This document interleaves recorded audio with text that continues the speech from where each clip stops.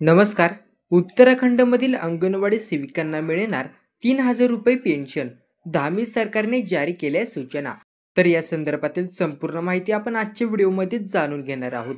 Video skip न करता पूर्ण बघा आणि आपल्या चॅनलवर नवीन असाल तर चॅनलला सबस्क्राईब करा. उत्तराखंडचे पुष्कर सिंह धामी सरकार अंगणवाडी सेविकांना मोठी बातमी देण्याच्या तयारीत आहे.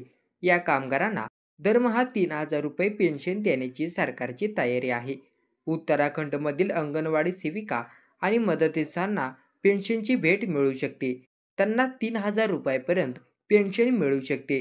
याबाबतचा प्रस्ताव लवकरच तयार करण्याची सूचना महिला सक्षमीकरण व बालविकास मंत्री रेखा आर्य यांनी बुधवारी उच्चस्तरीय बैठकीत दिल्या. सध्या उत्तराखंडमध्ये सुमारे 40,000 अंगणवाडी सेविका आणि सहाय्यक कार्यरत आहेत. तर 7,000हून अधिक पदांवर नियुक्तीची प्रक्रिया सुरू आहे.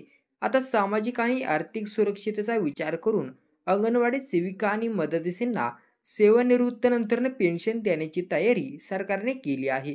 राज्य रौप्य महोत्सव वर्षात पदार्पण करत असून यावेळी महिला सक्षमीकरणाच्या दिशेने हे महत्त्वाचे पाऊल ठरेल, असे मंत्री रेखा आर्य यांनी बैठकीत सांगितले.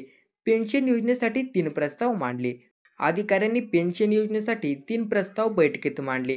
यामध्ये अंगणवाडी सेविका सहाय्यकांच्या योगदानासह प्रधानमंत्री श्रमयोगी मानधन योजना, राष्ट्रीय निवृत्तीवेतन योजना आणि अटल पेन्शन योजना यांची सांगड घालून ही योजना राबवण्यात येणार आहे. राज्य सरकारने पेन्शन योजना लागू केल्यास अंगणवाडी सेविकांना 3,000 रुपयापर्यंत पेन्शन मिळू शकेल, असं बोलले जात आहे. पुढील मंत्रिमंडळासमोर नियमावली तयार करण्याच्या सूचना त्यांनी दिल्या. बैठकीत महिला सारथी योजना, अंगणवाडी कल्याण निधी व इतर अनेक योजनांच्या प्रगतीचा आढावा घेण्यात आला.